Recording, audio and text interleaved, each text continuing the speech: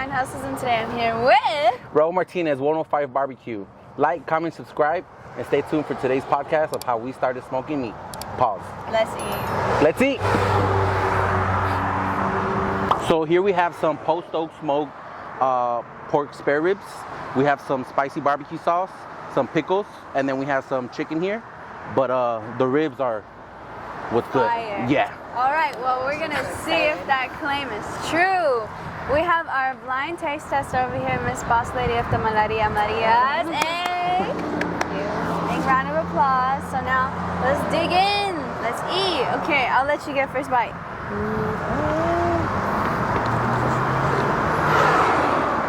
The way that fell off. Ooh. Oh. Yeah, it's a 6-hour smoke. We got a big old smoker. You just throw it in there and let them run. We spray them with apple juice and apple cider vinegar. Apple juice? Yeah. We let them go for 2 hours, and then after every 30 minutes we spray them, and then after 4 hours we wrap them with butter, brown sugar, and our barbecue sauce. And then, yeah. This is so good. You gotta add him to your menu. Special feature tomorrow. Mm-hmm.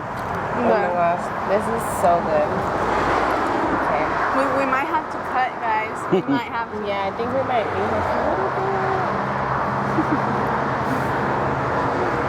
Wow.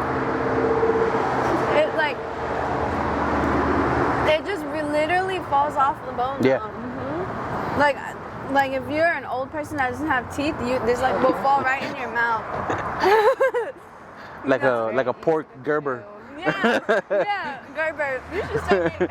A pork flavored Gerber. It's very tender. It's not dry. Or not dry at all. It's really good, and the sauce is really good. So do you guys make the sauce? Thank you. too? Yeah. Yeah, in-house. Everything in-house. Well, except the pickles, we buy those, but yeah, in-house. Nice.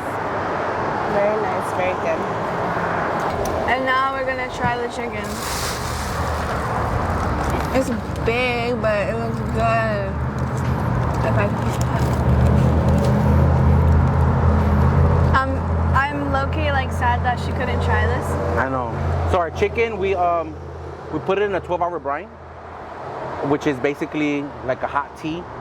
Salt, pepper, garlic, bay leaves, thyme, parsley, rosemary, cumin. Just let it boil, onions. And then we dip the chicken in. We let it get cold. And then we dip the chicken in there, leave it for 12 hours. And then we smoke it for 4 or 5 hours. And then, yeah, let them know.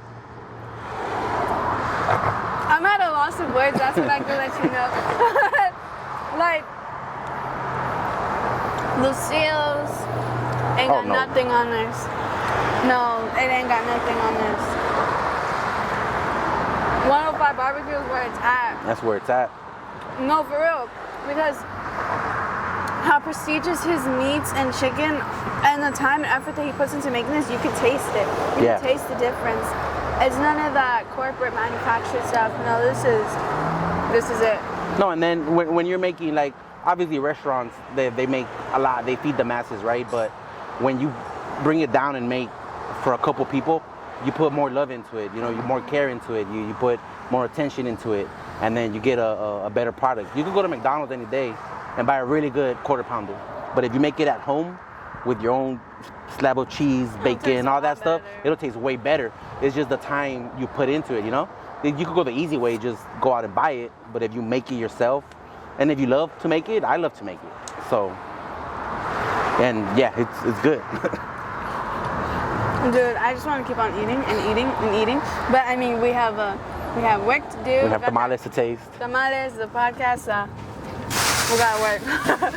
Peace. Keep listening, everybody. Till next scene. Dollars are good. Mr. 105 Barbecue. Yes, Good to yes, have yes. you on today. How are you doing today? I'm good. And yourself? I'm doing great. Let's get into the barbecue game. How did that all start? What's the story behind it? There has to be a story to the story, I would say the pandemic probably started it. Whereas, and obviously I eat, right? Like my whole life I've been eating or whatever. Of course. But when the pandemic started right before my dad had got sick. So my dad had got sick, and then he was in the hospital. Yeah, these background noise. It's the main street. It's okay. So then he was in the hospital. He got sick. The doctor gave him like a new diet. He had to big life change. Like a lot of stuff he did before he couldn't do no more. Even though he's a slim guy, he just wasn't healthy. Just not at all. So then I know people think barbecue and you think it's a lot of food, a lot of fattening food, a lot of big plates or whatever. But honestly, when he got out, we did the whole veggies, we did the whole chicken, tuna, all that stuff. Within a week, we just got bored. A week into that, we're like, yeah, we got to find something else. Came around Thanksgiving, because that was around the time when he got sick, before the pandemic. So then right Thanksgiving, I found turkey, a smoked turkey. And I was like, hey, this is really good. This is an alternative to fried foods, an alternative to refried beans, to tortillas, to lard. So then I got a smoker. Then the pandemic hit. So the pandemic hit, everyone stayed home. So I just smoked every day. Like every day, I still had a job. I would go to work, come home, smoke. Chicken, salmon, turkey, just everything I could think of, vegetables, everything. And then it was good. And it was healthy. It's just nothing but smoke, no grease. And we just ate. Make a little bit of white rice or whatever. So then it was just smoking a whole bunch of food. Just pumpkins. I would throw a pumpkin in there. I would throw eggplants. I would throw tomatoes, bell peppers, everything. And it was good. So everything had a little different flavor. And now it's a little bit on the healthier side because we're not using grease. We're not using lard. We're not confit in it and stuff, you know? So then my friends were like, hey, like, we see you. Because obviously I would post everything on Snapchat, Instagram. And they were like, yo, like, invite us. And I was like, hey, man, it's pandemic, man. Watch out. So they were like, no, like, let's do a carne asada. What's up? This is on the weekend or something. So then after a couple months, I was like, all right, it's a little safer. Let's do it. Fuck it. I got some ribs. Threw them in there. Invite the homies, invite the friends. They liked it. And I was like, all right. And then they were like, yo, you should sell it. I was like, nah, man. Like, it's just for us, just for fun. But will you buy it? And they're like, yeah, man. And I was like, all right, fuck it, let's do it. And then I told my sister, hey, man, you'll help me? She's like, yeah, I'll help you. All right, let's do it. So then I had a little smoker, little Pit Boss electrical smoker. Now I'm 1,000 hours in YouTube. I'm all day searching. I'm on Instagram. I'm looking up recipes. I'm looking up stuff. Research. And then, yeah, I just got lost in there. And then they had a little pop-up. Boom, sold out. All right, it went good. And then my friends were like, yo, we should do a little thing together. My friends, they do micheladas. And I was like, all right, let's run it back then. So the next week we did it again. Sold out. And I was like, hey, it's money. It's money here. So then I told my sister, like, hey, like, are you down to help me? Like, if I were to officially do a barbecue. And then she's like, yeah, whatever you want. I got you. Just let me know. And then we just won't plan nothing. And we'll just, like, focus on this. All right, bet. So then we started doing pre-orders. So we work on pre-orders. So we'll Instagram. There goes our boy over there again. So we'll go on Instagram and just put a quick little menu. That's how we started. Quick little menu: chicken, ribs, sides, mac, mash, rice, and beans. So then by November, we did turkeys, and then we didn't have no more space. So I called this guy. I found him on Instagram too, and I was like, "Yo, man, build me a smoker." He built me a smoker. I had a little 80-gallon Lola. That's what we called her. And then she had a box on the side for the fire, and then she had a grill on top of Santa Maria grill. So I could actually grill on it and smoke. So then we ran through that one, and then we outgrew her. And then got another big, she's right here, Barbara. This one right here. What's up, Barbara? This is a big 250-gallon. If you know, it's a big one. So now we've been holding that one down. Big moves. And then, yeah, we could put like 10 briskets, 10 chickens, 10 ribs at the same time. Hey. But we could put a lot in there. So, yeah, she's been good to us, and then that's where we're at. So the game's been serious. It only got better from there. Yeah, thankfully, yes, thankfully, so far, as we've been announcing our pre-orders, and people hit us up and they order, and then let's say you like it, you tell your neighbor, and then your neighbor follows us, and like that, and then people just keep constantly. It's because that product speaks for itself. Yeah. Yo, seriously, the ribs are unforgettable, to be honest. You feel like 105 barbecue, you'll Yeah. never forget after you eat Yeah. that. Okay, have you always been a little cook in the kitchen though? So when I was little, raised by Mexican parents, workaholics, they're always at work. My dad and my mom actually met at their job. So then they would work together when I was young. Me and my sister were younger. And then, so they would leave us home on Saturdays. Like, hey, you take care of her, you take care of him. So then I was like, all right. So then there's only so much cereal, so many cup of noodles you could eat. So then one day I was like, hey, I want an egg. Like, I don't want a sandwich. So I made an egg. And then I was like, okay, I want weenies con huevo, which is sausage and egg. All right, chop it up, whatever. Now I'm using a knife. Now I'm, using the fire, using everything. And then, all right, now I want the leftovers from yesterday. I want to reheat them, and I want to add tomato. I want to add, onions and whatever. And I just started expanding. So I was probably like, I'm 4 years older than her. It was probably like 10, 11. And now I'm taking care of her at home, and then I'm cooking for her, making tortillas, reheating the beans on the pan and everything. And then I guess that's where I kind of started, whereas now I'm telling my uncles and my aunts, and look, I could cook, I could do this, and they're like, all right, show me. So now I'm like, damn, okay, so now I'm over here whipping something up real quick. And that's how it started. I was little, I was just started like that, and then I was just doing that. I'm a big boy, I gotta eat. So I was just, all right, there's no food, all right, bet, I'll make food. You know what I mean? Good, girl? It was good? 6 years older? Oh, 6 years older. She's like 6 I'm sorry, years older. women with their age. Hey, what you trying to say? My sister acts older than me, so she's younger than me. What? It seems like she's been your number one supporter. Oh, yeah. Like, you guys were younger, so. Yeah. What's it like to have her by your side, especially now that you're building a business and you're kind of just taking that risk to push forward on your own self-made business? Yeah, I tell her all the time, like I wouldn't do it without her. I mean, obviously I would, but it wouldn't be what it is. You know what I mean? Like, because anything that I needed help in, she'll be like, okay, let's do this, or if we'll make a list, we'll have our meetings, our 105 staff meeting, which is me and her, my parents too, but they're more there like on the day of, what do you need, I'll do it for you. My sister's there. If we're cooking on Sunday, for example, I have to prep since Wednesday. So on Wednesday, we're going back and forth on text, going back and forth on the notes, group chat, going back and forth at home. We need this, and she's so good at organizing everything. She'll break everything down. Look, we have this much of this, we need this much of this, and that makes it easier on me. Whereas she says, you're the one that does everything, you cook without it, whatever. But honestly, it's so much stuff that happens before you get your food, before I even turn on the smoker. So much stuff happens, and she takes care of 99% of that. And then and then I just gotta make the Costco run, and then she'll be home. But yeah, so team effort, solid team. I mean, that's what it takes. We can't do it alone. We're only better and stronger as a community, right? Yeah. Yes, dude. What are some sacrifices or ups and downs that you had to go through while pursuing this business? Because, it's not easy to just up and be like, okay, I have to go to my 9 to 5, and then after that, I still got to work. So what's that like? One thing about me is that even as when I was little in school, I was always like the one to talk a lot. I was always in trouble for talking.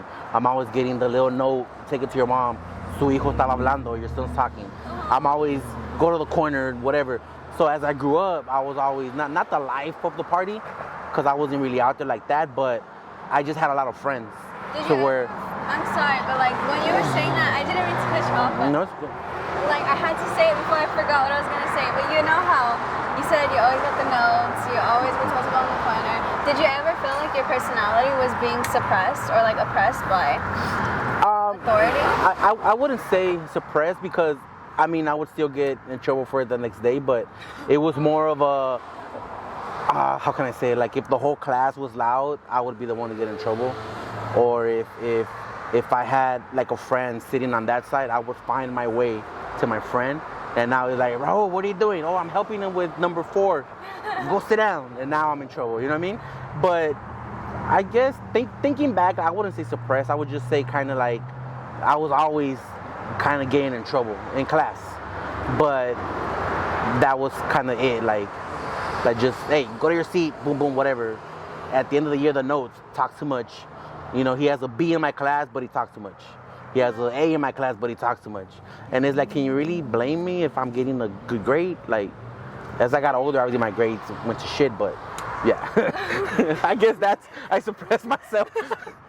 Well, yeah, I only asked that because I felt like our past tells a lot about us. Yeah. Like as our childhood, it kind of builds us into the people we are today. So I just wanted to see if any of those little things or like school life had any value to do to why and who you are today and where you're at today. If that had any impact. No, I think that just kind of brought back my point to where I've always had like friends around me, right? Because I was always the one out talking. Like when I was little, I would go to the park with my dad, and I would always be out looking for other kids to play baseball with, like stranger kids. Hey, you want to go play? Let's go play. When I was at parties, my cousin would wait for me. Let's go to jumper. Let's go to this. When I was in school, I'm always, you know, not the lead, but I was always like one of the top 3 on the kickball team and like stuff like that. So they didn't always look for me, but I was always kind of part of the in crowd, I guess. And then as I grew up, I would take that into the partying and the going out and stuff like that, which kind of is why it helped when I launched it, whereas then all my friends came out to support because I just know so many. My sister tells me all the time, like, bro, if it wasn't for your friends, like, it wouldn't be as big as it is, which we're still kind of on the smaller side, but she said it wouldn't be as big, as fast as it is now because you just have a lot of people that love you and support you, which I'm thankful for. And that's also going back to one of the things I had to sacrifice. Whereas I was always out on Friday nights, on Saturday nights. I was always out Sundays looking for whatever to do and stuff. And now I had to kind of cut back. Whereas again, the pandemic kept us all at home, so it kind of helped. But even then, Friday night, you know, go to the tacos, go somewhere, someone having a kickback, someone's having a party. Saturday night, before at the club or going out or whatever. Whereas now, if I'm cooking on a particular day, I need to be home those 2 days before because I need to buy stuff, I need to prep stuff. My chicken, I have to prep my chicken 12 hours before I even put it in a smoker. So that's 12 hours before where I can't be out. I can't not tend to it because then it won't be a good product, you know? So then that kind of keeps me home. So I guess I would sacrifice like a social life, but when you really want something, social life is kind of the first thing to go, you know? And I'm okay with it because like when you're eating, it's so good. And now I'm like, okay, my job is done. Like I did it, you know? So the social life or whatever, I mean, you could text me. Hey, where we at? I'm home, bro.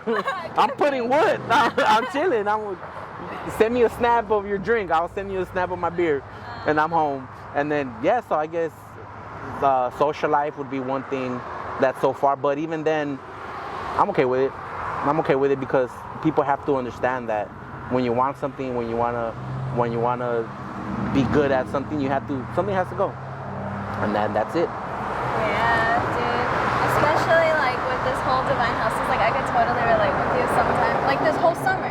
Yeah. You've been working this whole summer, whether it be podcasts or filming events or community events or like me myself with individual projects and stuff like that. It's like summer is coming to an end now, and I was just discussing this with my family earlier today, and we're just kids, but we didn't really get to full out like, you know, go to the water parks or beach or whatever and hang out with friends so often.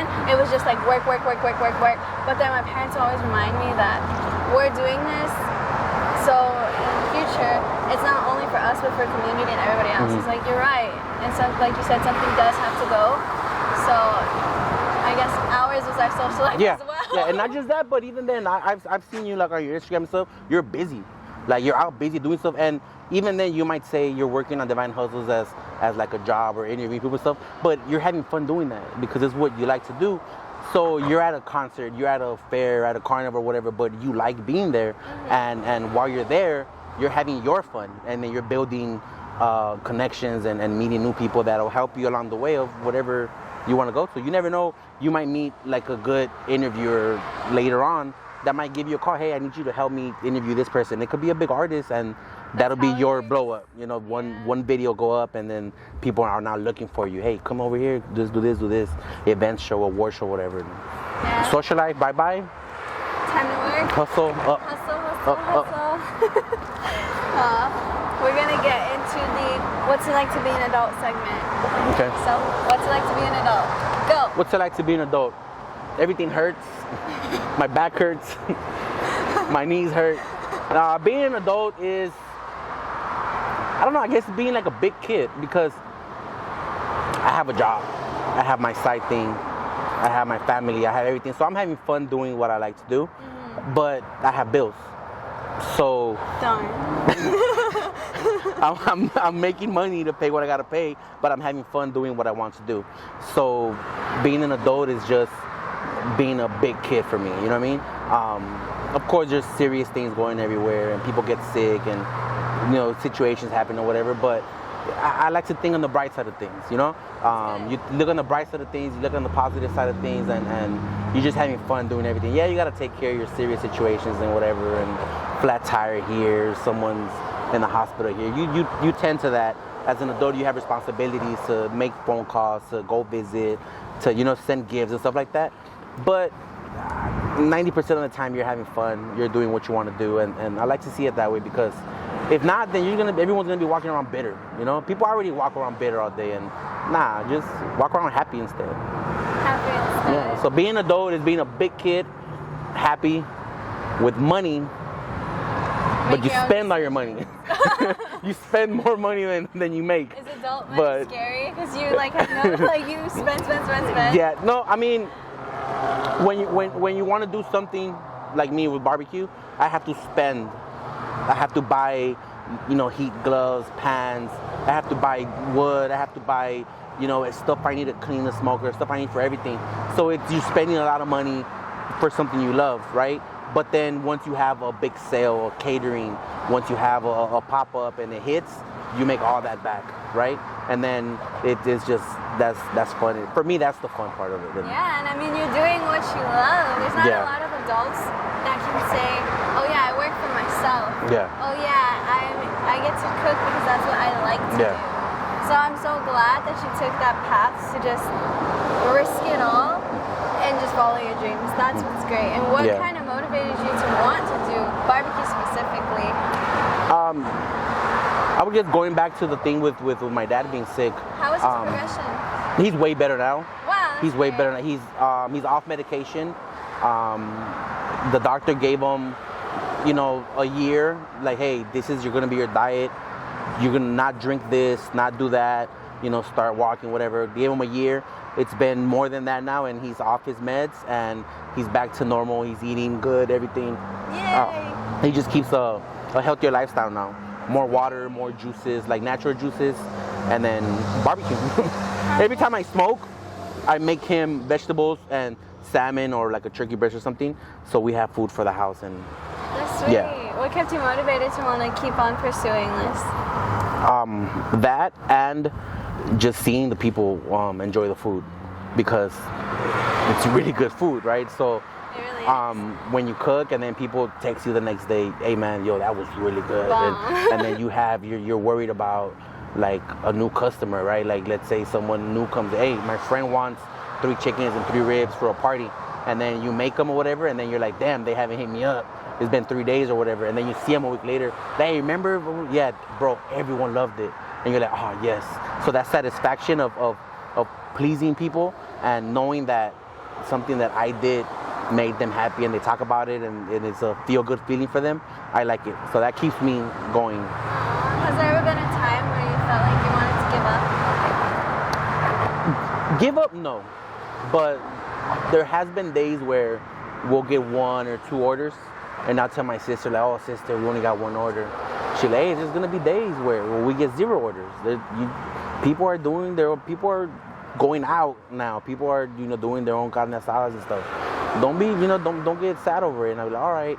And then you still cook it, you still do it with love, but you're just kind of like, damn, So then it's a low feeling, but then the next week it picks back up, or someone will call us and, hey, I got a party for you, pull up, and then, okay, we're back up. And it's just like that. Yeah. A roller coaster of emotions. Yeah. A lot of emotions, but I love it. That's good. What is food to you? Has it? I know because a lot of people, it's like their comfort, it's their home, it's where they're at. Or there's other that use it to, like you said, to show their love to family and all that. What is food to you? What does it mean to you? What does it represent or symbolize? Yeah, food to me will be all of that. It's a one plate of some really good food could bring strangers together. You have people you meet. Hey, come over. New friend. Hey, come meet my parents or whatever. And then they have someone and they come over and then what if they like a certain food and you make it for them? Like, oh my God, like I love this, and then it just brings people together. So, food to me, it's everything. It's kind of like good food, good music, good vibes. It just brings everything together, and then Community. and those 30 minutes, an hour, 2 hours, everyone's just having a really good time. And then food, I mean, you could do it anywhere, but you could talk about anything with a good meal. You know what I mean? You could close deals with a good meal. You could open up doors for people with a good meal. And then, to me, it opens everything, really. A good chef, a good cook. You make a good plate. People talk about it, how good it is, and then you close a deal. You know what I mean? The food will literally change your mood. And then you're like, okay, let's do this, and then that's it. I always say if you're not dancing after eating something, then it's not good. That's it, yeah. So, and you said good cooks, good chefs. What are the no's and the no's? So have you ever had any bad chefs or bad experiences? Because to get that perfect rib that I just ate, it had to take some trial and error. So what did you go through? No's and no's for what? Like Just smoking. So what to know when smoking is I would say knowing what kind of wood to use if you're using wood. Certain meats have certain woods. Post oak is more for everyone. Fish, chicken, pork, whatever. There's white oak, there's pine, there's cherry. Cherry's more for pork because of the colors, the reddish color for the pork. It'll help. It just is so much detail into that. So you should know what to use for what protein. You should know the time, how much time to leave something in, the temperature. I do 250 degrees. There's people that do 300. There's people that do 225. There is no wrong. You just gotta know what you're cooking for how long. I'm not gonna put ribs at 250 for 12 hours. I'll burn them. But at 4 or 5 hours, I wrap them for another hour. Perfect. You know what I mean? Salmon, I'm not gonna leave it there for 3 hours because it'll just burn as well. 30 minutes, an hour, check on it. Fork tender, boom, let's go. What's an absolute no-no? A no-no would be using wet wood. Obviously, wood that's still green, that still has leaves. No-no would be over-seasoning thinner cuts of meat because it's just gonna taste nasty, just too much salt or whatever. No-no would be, what else? Not knowing how to tend to your smoker. Whereas in a smoker, it's a dance. You have to know how much wood to feed it and at what time. So if you just overstuff it, you're gonna burn everything. Your smoker, your food is gonna taste nasty. No, don't do that. And then sharp knives. Do not have dull knives. Your knives always have to be sharp, cut everything, that's it. So no to have sharp knives and no dull knives. Yeah. It's like no. Yeah. I just see like it's stuff like that, little details. I would have never thought like Greenwood, huh? Yeah. I I had to learn that. No, because I've had wood that you throw it in there and it catches fire, but then it dies out, right? And then you're like, wait, why did it happen? So then you go to Reddit, you go to YouTube, you go to whatever, and then people are in the notes, they tell you, yo, your wood is too green. And you're like, well, it's brown, like it's a brown piece of wood. Like, no, it's still green, it's still wet on the inside. So you gotta take it out, leave it in the sun. All right, how long? Like, bro, 3 months. Like, you can't just, it's not a one-day thing. It's 3 months, leave it out in the sun. So then, okay, I just put it to the side, leave it there, and then I'll use it a couple months later. You chop your wood. You could feel it. Like, let's say a piece of wood this big will weigh 1 pound. And then this piece of wood, the same size, will weigh 3 pounds. This one has water in it because it's heavier. This one is lighter. Boom, throw it in there. It's a whole process. Oh, a whole process. I'm in a Facebook group where people upload food all the time, and they just break down everything. There's guys there that they don't know what kind of wood they have. Take a picture of it, boom, people are just commenting. And then there's a whole community, and everyone just helps each other. Hey, my brisket came out like this, what happened? Like, oh, you know what kind of wood are you using? Oh, mesquite. You know what, mesquite is too much smoke. Try mixing it with this. It'll be less of a dark smoke, a better color on your meat. Okay, and then a week later, the same guy, hey, at whoever, thank you for the tip. Boom, new picture, and like that. So yeah, so it's a lot goes in there, but everyone is their own, you know what I mean? So the way I smoke, my neighbor might smoke different, but we might both have a really good product. My neighbor puts red wine in his smoker, right? His chicken comes out good, his pork comes out good. A little red, I like it, but it's different flavor because of the wine. I use water in my smoker, so the humidity keeps it moist, whereas he says the same thing. Hey bro, I like it, it's just not for me. Yeah, I like yours, it's just not for me. It's just different.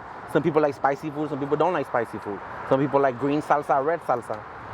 It's all the little things that I didn't know. Like, it's good. I'm glad that I asked. Yeah. I would have never known. Like way more. But it's good though because I like it. I like it, and the more research I do into it, the more I learn. And every night when I turn on the smoker, if I'm cooking on a Sunday, I have to start at midnight Saturday, just so it could be ready at 1 p.m. the next day.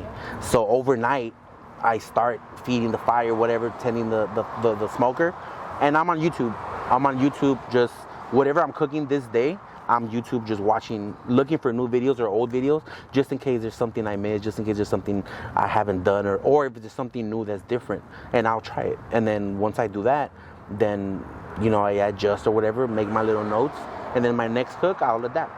Or if I don't like it, then I'll say, hey, don't do this. That's another note. But yeah, it's just a learning process every day. Every day, I'm always watching some kind of cooking video, some kind of cooking channel, learning new salsa recipes, learning how to make my mac and cheese better, how to make my mashed potatoes better. It's just learning every day. So what's to come for the future? I can't wait to finally see you in the restaurant. For the future, we actually want a brick and mortar. I want an actual restaurant, but I'm looking for the perfect location.